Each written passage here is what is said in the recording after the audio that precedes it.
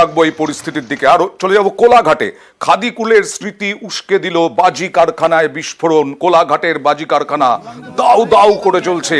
ওই কোলাঘাটের পয়াগ গ্রামে বাজি কারখানা, আর এই বাজি কারখানায় আগুনে, বেআইনি বাজি কারখানায় বিস্ফোরণ থেকে আগুন বলে জানা যাচ্ছে। বিস্ফোরণের জেরে ক্ষতিগ্রস্ত একাধিক বাড়ি। দীর্ঘদিন ধরে গ্রামে বেআইনি বাজির কারবারের অভিযোগ। জনবসতিপূর্ণ এলাকায় কিভাবে বাজি তৈরি, তদন্তে পুলিশ। কোলাঘাট থানার পয়াগ গ্রামে বাজি কারখানায় বাজি ফেটে বিস্ফোরণ। গতকাল রাত 10:30 নাগাদ এখানে বিস্ফোরণ হয়।